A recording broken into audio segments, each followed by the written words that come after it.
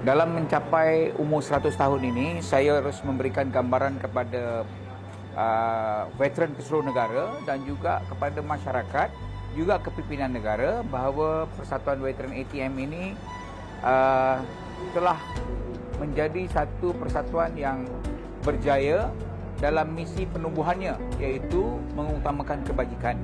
Ya, dalam masa yang sama kita harus mempertahankan juga hak-hak veteran yang perlu diperjuangkan. Dan saya yakin menjelang 100 tahun umur Persatuan Veteran ATM ini, veteran seluruh negara mengharapkan sesuatu yang boleh menjadikan satu kebanggaan kepada mereka. Ya, bahawa satu persatuan yang dah berumur 1 tahun dapat memperjuangkan kebajikan mereka. Walau bagaimanapun, kita mempunyai kekangan bahawa kita tidak mempunyai kuasa. Ya, kuasa di tangan pihak kerajaan dan juga pihak-pihak tertentu. Dalam masa yang sama, sebagai persatuan, sebagai NGO, kita harus bersuara. Ya, dan saya yakin suara-suara kita walaupun ianya mengambil masa yang panjang, tetapi saya yakin ianya mempunyai merit. Bila saya semak balik meritnya wujud dalam perlembagaan yang ada, perlembagaan persekutuan dan juga Akta Angkatan Tentera melalui Majlis Angkatan Tentera yang wujud di dalam perlembagaan. Jadi sebab itu saya katakan bahawa kita sebenarnya bukan menagih simpati, tetapi menuntut hak. Kadang-kadang kita rasakan bahawa itu hak kita sebab ianya tercatat dalam perlembagaan. Apa yang kita mohon ada tercatat dalam perlembagaan, tetapi dalam masa yang sama sebagai sebuah organisasi yang dah dianggap matang 100 tahun ini, kita harus bertindak, kita harus menerima kenyataan bahawa negara kita juga mempunyai kekangan-kekangan tertentu. Oleh itu, mungkin apa yang kita pohon tidak dapat ditunaikan oleh pihak tertentu atau pihak berkuasa secara total. Tetapi ianya boleh diberikan, ianya sebagai satu pertimbangan yang memungkinkan ianya menjadi satu pengiktirafan dan kenangan kepada veteran yang memohon tetapi mungkin tak dapat sepenuhnya, kita mendapat sebahagian daripadanya sebab kita ada merit. Sebab itu kita katakan suara hak kita bukan mohon simpati tapi menuntut kepada satu pengiktirafan bahawa kita mempunyai hak untuk menuntut. Pelarasan pencen perlu dibuat. Kerana apa? Ianya menimbulkan jurang yang membesar. Ianya tidak boleh disamakan dengan perkhidmatan awam. Kerana perkhidmatan awam mereka berpencen 60 tahun. 60 tahun dia mencapai maksimum salary. Kita hanya berkhidmat 20 tahun. Saya bercakap ini bagi golongan yang majoriti, majoriti. Golongan yang mendapat gaji kadar gaji yang tinggi hanya 10% atau 20% paling tinggi. Iaitu mereka-mereka yang dilayakkan untuk mendapat pencen sehingga umur 60 tahun.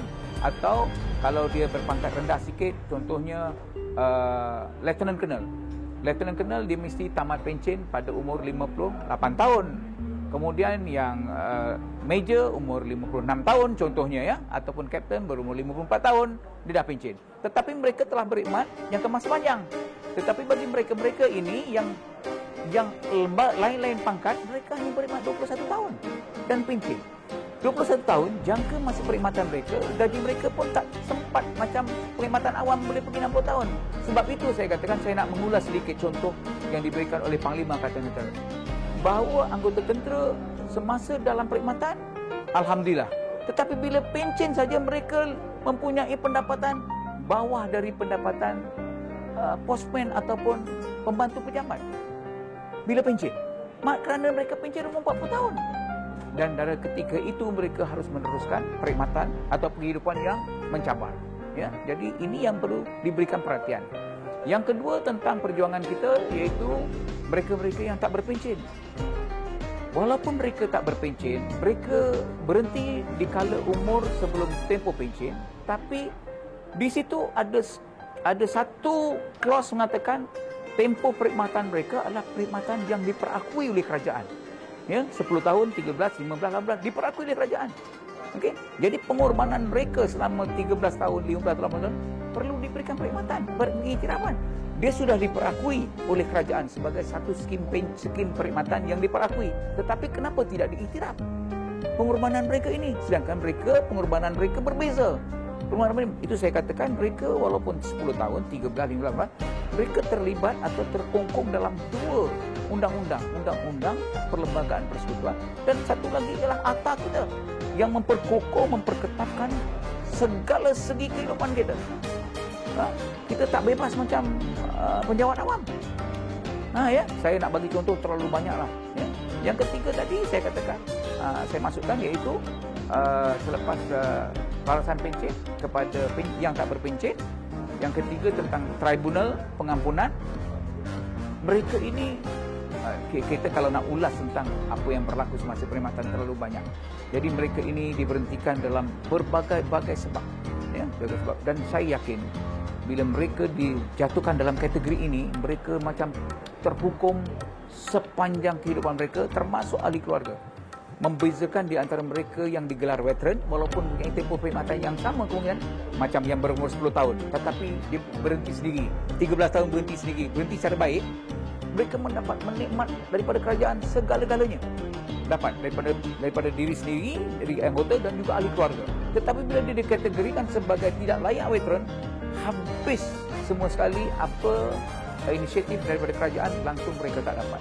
Jadi perkara ini menimbulkan satu permasalahan dalam sosial, dalam kehidupan kemasyarakatan. Contohnya seorang anak daripada mereka yang layak dipanggil veteran dengan anak yang tidak dipanggil veteran atau bekas tentera duduk dalam satu kelas, contohnya dalam satu darjah.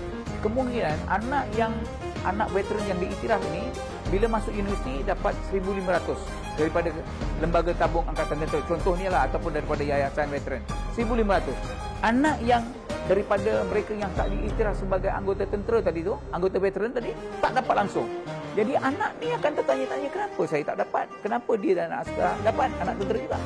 Jadi di situ menimbulkan, akan timbul anak you anak kepada orang yang dijatuhkan hukuman. Jadi di situ ada social interest kat situ lah tentang hubungan di antara mereka. Jadi kita tak mahu wujudkan yang itu. Ya, kita nak mereka diiktiraf sama sebab pengorbanan mereka sama. Ya, tempoh perkhidmatan mereka kemungkinan ada yang sama. Ya, jadi kita nak supaya lembaga pengampunan ini diwujudkanlah bagi mereka-mereka yang mempunyai perkhidmatan, diberhentikan tetapi atas kes-kes yang kecil yang boleh dipertimbangkan. Yang keempat tadi tentang pencen terbitan. Nampak sangat kita punya jurang tu sebanyak 20 tahun sama, tetapi mereka 20 tahun dari umur 60 tahun. Tapi anggota tentera 20 tahun dari umur awal 40-an. Jadi di situ nampak kesan balu yang ditinggalkan itu. Ketika itu balu tersebut kalau tak ada suami dah jadi balu, makna dia akan menanggung segala-galanya di umur 60 tahun tersebut. Ya, jadi saya rasa itu menjadi satu ketidakadilan kepada mereka lah. Ya, jadi kita minta supaya ditambahkan 20 tahun sama dengan kerajaan, sama dengan penjawat awam. Cuma ianya nak menjadikan dia 40, tapi 40 daripada 40. Persatuan Veteran kita ada 246 cawangan. Baru-baru ni dilanggar banjir. Saya pergi setengah tempat ni, saya pergi Negeri Pahang, saya pergi Negeri Sembilan, saya pergi Negeri Selangor, saya pergi. Saya maklumkan kepada ketua-ketua cawangan, kita tidak ada kemampuan untuk membantu dari segi kewangan. Ya, tetapi saya mohon kepada ketua cawangan, kita bagi sedikit insentif kepada ketua cawangan untuk mereka bergerak membantu mereka-mereka yang terkesan banjir di kalangan veteran bagi menentukan mereka diberikan kebajikan atau mendapat kebajikan sebagaimana kerajaan bagi. Maksudnya menentukan mereka ini selamat, mereka ini dapat bantuan untuk membersihkan rumah, mereka ini dapat ganjaran-ganjaran ataupun sedikit inisiatif daripada kerajaan. Pastikan ketua-ketua cawangan ini mampu untuk bergerak dan kita bagi sedikit sumbangan kepada ketua cawangan untuk bergerak. Ya? Sebab kita tak mampu untuk bagi lebih besar. Ya?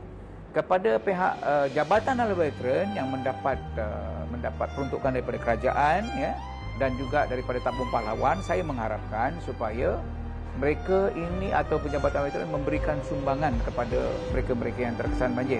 Tak salah saya yang sampai ke pejabat saya dan disalinkan, dihantar ke pihak Jabatan Veteran dan disalinkan kepada saya, seluruh negara baru-baru ini lebih kurang 800 veteran yang terkesan di seluruh negara lah terkesan dengan banjir ini.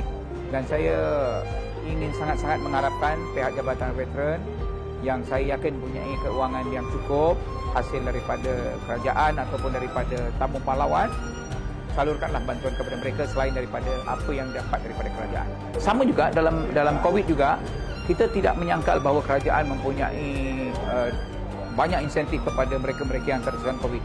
Dan saya juga memberikan sedikit sumbangan kepada ketua-ketua cawangan mereka dan juga cawangan-cawangan untuk mereka bergerak, bukan bergerak untuk menampung, tetapi bergerak untuk mereka menentukan apa juga inisiatif kerajaan dapat diperolehi oleh semua veteran yang terlibat, ya. Dan ada juga negeri-negeri yang mempunyai kemampuan untuk memberikan sumbangan secara peribadi, negeri kepada mereka yang terkesan di negeri masing-masing, mereka memberikan sumbangan peribadi. Di peringkat pusat kita terpaksa koordinatkan di skala yang lebih besar, iaitu kita menentukan bahawa semua ketua cawangan dan cawangan diberikan sedikit imbuhan atau peruntukan untuk mereka bergerak menentukan semua veteran yang terlibat ini mendapat apa yang sepatutnya mereka dapat daripada pihak kerajaan.